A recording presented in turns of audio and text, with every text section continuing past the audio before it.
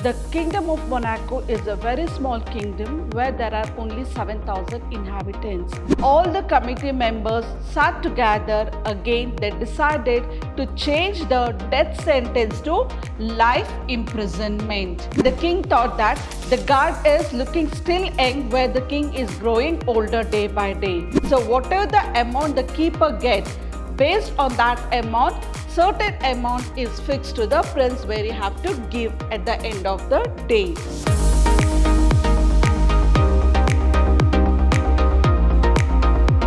Hello everyone, I'm Babita Tamaya, lecturer, Department of English, Vidhyaashram Pre-University College, the Temple of Excellence, Mysuru. In my previous revision class, I discussed about the first poem, Romeo and Juliet. In my today's revision class, I'll be discussing the second chapter, TOODEAR. So let's see the agenda, what I'm going to discuss for the day. Today, I'll be discussing about the synopsis, weightage of the prose, 1-mark questions, 4 marks, and a recap. So let's begin the session for the day. TOODEAR, the introduction and the synopsis of the chapter. So, TOODEAR, written by Leo Tolstoy.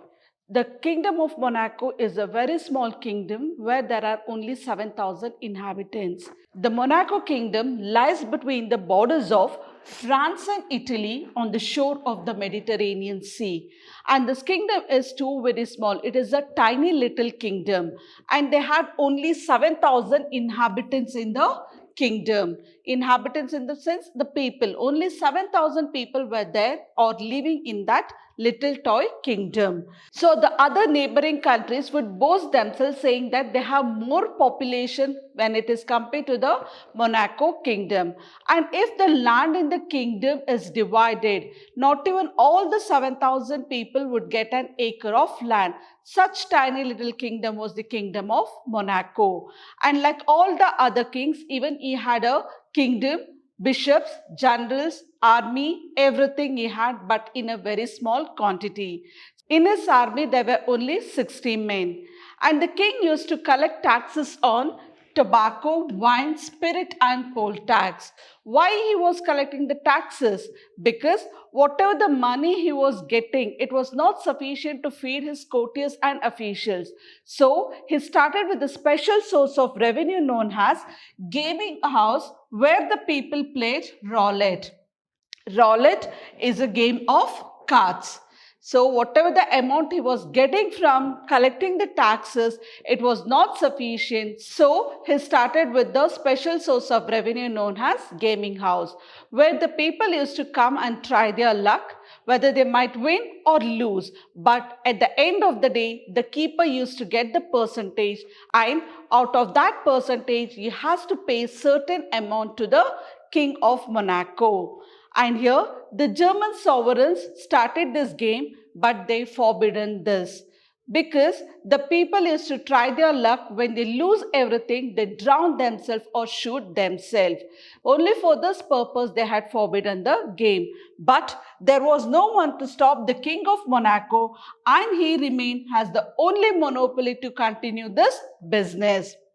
And if anyone wants to play this game, they used to come to the Kingdom of Monaco.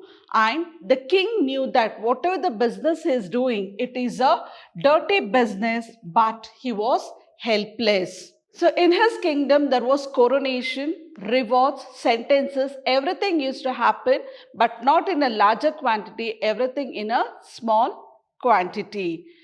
One day, a murder was committed in the toy kingdom. And what was the punishment given to the murderer? And the people of that kingdom were peaceable. The judgment was given to cut the man's head off. And the same thing was brought to the notice of the king. And the king said that if his head to be cut off, let's go on with the judgment, whatever they have decided. But there was a problem in the kingdom. What was the problem? They neither had a guillotine nor an executioner. Guillotine is a machine to cut the man's head off. So they thought of writing a letter to the French government seeking the help. They wrote a letter to the French government. After a week later, they got a response saying that the French government was ready to supply the machine, but the cost would be 16,000 francs. But the king was not ready to spend so much of amount on the criminal. Again, the king asked the committee members to reconsider the matter again.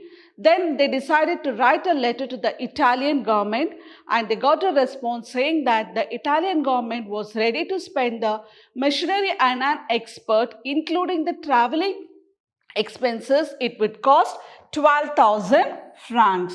But even then, the king was not ready to spend so much. He says, why should I spend so much of amount to the criminal? Again, the committee and the subcommittee are called. They sit and discuss. At last, they come to the conclusion saying that we will take the help of the soldiers. But when they went and spoke to the soldiers, they said that they are not trained for that, and they were not ready to do such kind of a task. None of the soldiers agreed to do this. Later on, all the committee members sat together. Again, they decided to change the death sentence to life imprisonment. So what did they do? They changed the death sentence to life imprisonment, so that the people in that village or the kingdom, they would think that the king is showing some mercy towards the criminal by changing the death sentence into life imprisonment. They decided to put the criminal in a prison. They did not have a permanent prison. Somehow they tried to manage him to put in a temporary prison, and a guard was placed, and the work of the guard was to fetch the food from the palace kitchen. One day when the king was going on with the income and the expenditure of his kingdom, he finds that he was spending 600 francs on the guard, who was only taking care of the criminal by fetching him food from his palace. And the king thought that the guard is looking still young, where the king is growing older day by day. Again, the king calls the ministers, sub-ministers, everyone together, and the king asks the ministers to reconsider the matter again. Everyone start discussing. Among them, one of the person or one of the ministers say, let us dismiss the guard. When there is no guard, obviously the criminal might go away from the prison. And this was brought to the notice of the king, and the king agreed. Later, the guard was dismissed. But what did the criminal do? The criminal never showed his sign of going away from the prison. During the time of his food or dinner time, he himself goes to the kitchen, serves his food, come back to the prison, close the door, and he was happily inside. The criminal did not show any sign of going away from the prison. And then, when he did not show any sign, and one day one of the minister, he himself come to the criminal and say, when you don't find the guard, why don't you go away from the prison? And if you go away also, the king will be not bothered. But the criminal says, why should I go out of the prison? Because you were the one who changed the death sentence to life imprisonment. Later, you put me inside the prison, and the guard was kept. Later, the guard was also removed. I never questioned. But now, when you're asking me to go away from the prison, I'm not ready to go, because you have already ruined my character.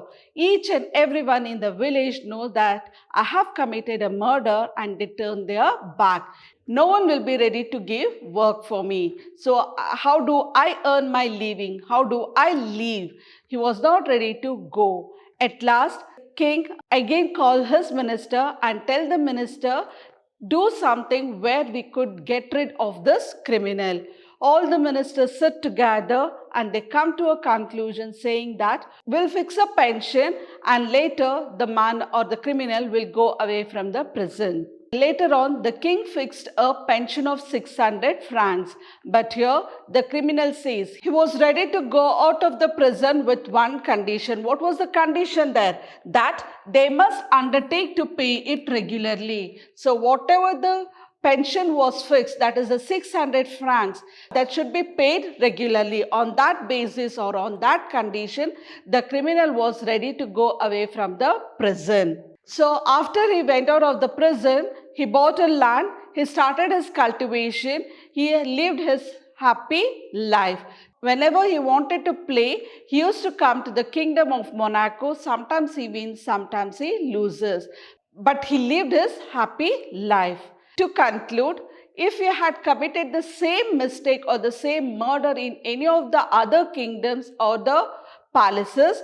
They would have not changed the death sentence to the life imprisonment, or would have given him the pension and sent him out of the prison. Rather than that, they would have cut the man's head off. That's all about the chapter 2, dear. Now let's see the weightage of this chapter. The weightage of this chapter is for 5 marks. You'll be having 1 mark 1 question and 4 marks 1 question. So put together it's for 5 marks. Moving next, it is the 1 mark questions. Let's see what are the 1 mark questions we have in this chapter. Where is the Kingdom of Monaco located? So the Kingdom of Monaco is located on the borders of France and Italy on the shore of Mediterranean Sea. What is the population of Monaco, or how many inhabitants were there in the Kingdom of Monaco? It is only 7,000 inhabitants. How many men are there in the army of Monaco? As I told, they had everything in a smaller quantity and they had only 60 men in their army. What are the items on which tax is levied in Monaco? Or else name the commodities taxed in Monaco. So it is tobacco, wine, spirits and poll tax. What do you mean by poll tax? Poll tax is a tax collected for each and every individual. What did people play in the gaming house? They played roulette. Who remained as the only monopoly to continue this business? It was the prince or the king of Monaco. What was the punishment given to the criminal? It is a death sentence. What was the name of the machinery used to cut man's head off? It is guillotine. Guillotine is a machine used to cut the man's head off. How much did the French and the Italian government charge for the machine and an expert? The French government charged 16,000 francs and the Italian government charged 12,000 francs including the travelling expenses. Where did the criminal fetch his food from? The criminal fetches food from the royal kitchen or the palace kitchen. Either of the answer is right. Name the special source of revenue in the kingdom. So the special source of the revenue is the gaming house where the people played roulette. What was the pension offered to the criminal? It was 600 francs. Moving on to the next, that is the 4 marks question. Describe the tiny little kingdom Monaco. The tiny little kingdom Monaco lies near the borders of France and Italy on the shore of Mediterranean Sea. There were only 7,000 inhabitants in the tiny little kingdom. If the land in the kingdom were divided, not an acre of land for each inhabitant would get. So in this kingdom, there was a real kinglet. He had a palace, courtiers, ministers, bishop, general and an army of 60 men. The king used to collect taxes on tobacco, wine, spirit and poll tax. So he started with the special source of revenue known as gaming house where the people played roulette. So why did he do this? Because whatever the amount he was getting from collecting the taxes, it was not sufficient to feed his courtiers as well as himself. So he started with this business. But people, whether they win or lose, the keeper gets a percentage on the turnover and out of it, he has to pay a large sum to the prince. So whatever the amount the keeper gets, based on that amount, certain amount is fixed to the prince where he have to give at the end of the day. The German sovereigns forbid this game. Even they also had started this game, but they have stopped it because they try their luck. Who? The people try their luck, risk their life, and later they drown or shoot themselves. But there was no one to stop the kingdom of Monaco or the king of Monaco. He remained as the only monopoly to continue this business. And if anyone wants to play this game or the gaming house, they used to come to the kingdom of Monaco. And the king knew that whatever the business he was doing, it was a dirty business, but he was helpless. Moving on to the next question. Why did the king keep on changing his decision in dealing with the criminal? A murder was committed in the toy kingdom and the people of that kingdom were peaceable. After trials and arguments, they condemned the criminal's head to cut off as the law directs. The report was sentenced to the prince and the king ordered for execution.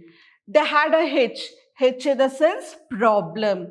They had a problem in the kingdom. They neither had a machinery to cut the man's head off nor an executioner. Executioner, the one who is trained to cut the man's head.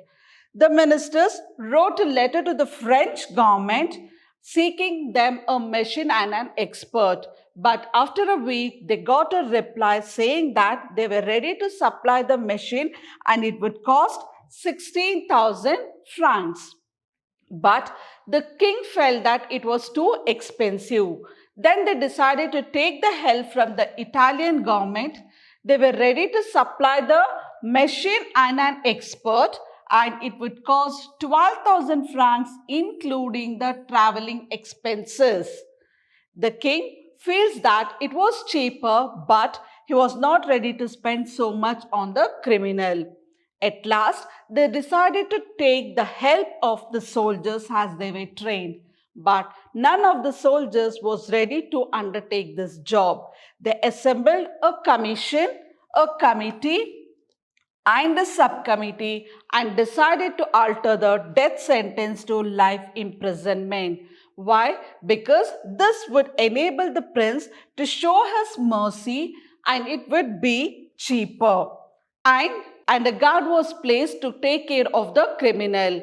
And the work of the guard was to fetch the food from the royal kitchen. After a few days, the guard was dismissed when the king was looking into the income and the expenditure where he was spending 600 francs.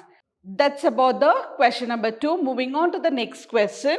Why does the criminal refuse or reluctant to escape from the prison? The king of Monaco was going on through the income and the expenditure of his kingdom and suddenly he notices that he was spending 600 francs on the guard who was taking care of the criminal. The Prince of Monaco instructed his ministers that they must find some cheaper way of dealing with the criminal as the present plan of placing him in a prison and a guard to look after him came to more than 600 francs a year. So, the criminal was asked to run away from the prison. Why? Because when the guard was not there, they dismissed the guard because they were spending 600 francs a year. A guard was dismissed. Later, one of the minister, he himself goes and tells the criminal, why don't you go away from the prison? But the criminal had nowhere to go because they had already ruined his character.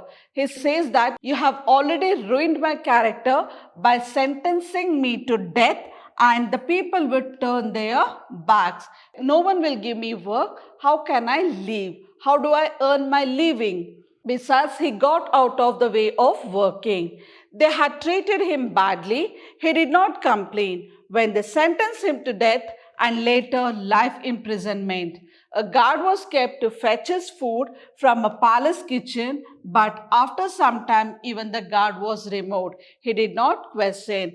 And now when they are asking him to go away from the prison, he says that he is not ready to go away. But now you wanted me to go away. So the criminal refused to escape from the prison. Later on, the king fixed a pension of 600 francs and left the criminal out of the prison, and the criminal was ready to go away with one condition, that they have to undertake to pay the amount. But the criminal was ready to go out of the prison with one condition, that they have to undertake to pay the amount regularly. Later, the criminal went out of the prison, bought a land, and he lived his life happily. Now, let's say a quick recap on this chapter. The Kingdom of Monaco lies near the borders of France and Italy on the shore of Mediterranean Sea. They had only 7,000 inhabitants. The king collected taxes on tobacco, wine, spirit and poll tax. Murder was committed in the prince's domain, and the people of that kingdom were peaceable. And they thought of taking the help from the French and the Italian government because they did not have the machinery nor an executioner. The French government decided to supply the machine for 16,000 francs and the Italian government for 12,000 francs, including the traveling expenses. But the king was not ready to spend so much of amount. Then they thought of taking the help from the soldiers. Even the soldiers did not agree. One day, the king was examining the accounts of his income and he finds that he was spending 600 francs on the guard. It was a good thing that the prisoner did not commit the crime in a country where they do not judge the expense to cut a man's head off or keep him in a prison for life. That's about the chapter TOODEAR. In my next revision class, I'll be revising the poem on children. Have a good day. Thank you.